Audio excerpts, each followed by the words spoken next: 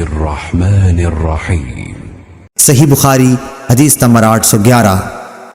اسرائیل نے ابو اسحاق سے بیان کیا، انہوں نے عبداللہ بن یزید سے، انہوں نے کہا کہ ہم سے برا بن عازب رضی اللہ تعالیٰ عنہ نے بیان کیا، وہ جھوٹ نہیں بول سکتے تھے۔ آپ نے فرمایا کہ ہم نبی کریم صلی اللہ علیہ وسلم کی اقتداء میں نماز پڑھتے تھے، جب آپ سمع اللہ لمن حمدہ کہتے یعنی رکوع سے سر اٹھاتے تو ہم میں سے کوئی اس وقت تک اپنی پیٹھ نہ جھکاتا جب تک آپ اپنی پیشانی زمین پر نہ رکھ دیتے۔ صحیح بخاری حدیث نمبر 812۔ وہیب بن خالد نے بیان کیا، انہوں نے عبداللہ بن طاؤس سے، انہوں نے اپنے باپ سے، انہوں نے حضرت ابن عباس رضی اللہ تعالیٰ عنہ سے کہ نبی کریم صلی اللہ علیہ وسلم نے فرمایا، مجھے 7 اعضاء پر سجدہ کرنے کا حکم ہوا ہے،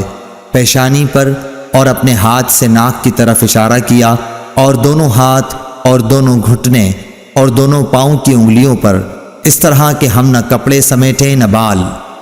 صحیح بخاری حدیث نمبر 813۔ ابو سلمہ بن عبد الرحمن نے بیان کیا کہ میں ابو سعید خدری رضی اللہ تعالیٰ عنہ کی خدمت میں حاضر ہوا، میں نے عرض کی کہ فلاں نخلستان میں کیوں نہ چلیں، سیر بھی کریں گے اور کچھ باتیں بھی کریں گے،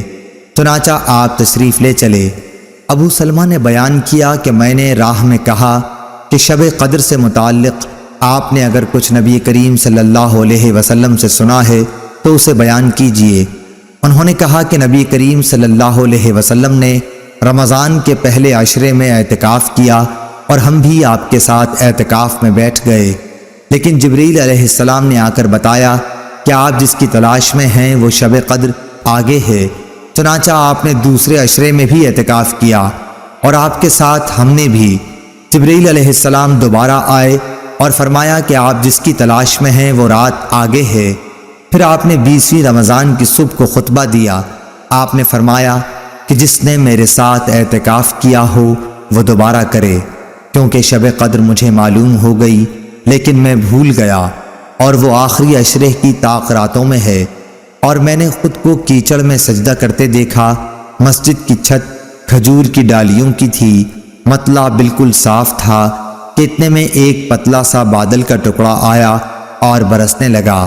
پھر نبی کریم صلی اللہ علیہ وسلم نے ہم کو نماز پڑھائی اور میں نے رسول کریم صلی اللہ علیہ وسلم کی پیشانی اور ناک پر کیچڑ کا اثر دیکھا،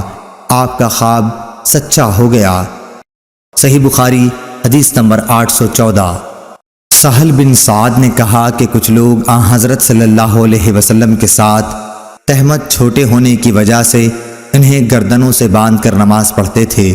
اور عورتوں سے کہہ دیا گیا تھا کہ جب تک مرد اچھی طرح بیٹھ نہ جائیں تم اپنے سروں کو سجدے سے نہ اٹھاؤ۔ صحیح بخاری حدیث نمبر 815۔ حماد بن زید نے بیان کیا، عمرو بن دینار سے بیان کیا، انہوں نے طاؤس سے، انہوں نے ابن عباس رضی اللہ تعالیٰ عنہ سے، آپ نے فرمایا کہ نبی صلی اللہ علیہ وسلم کو حکم تھا کہ 7 ہڈیوں پر سجدہ کریں اور بال اور کپڑے نہ سمیٹیں۔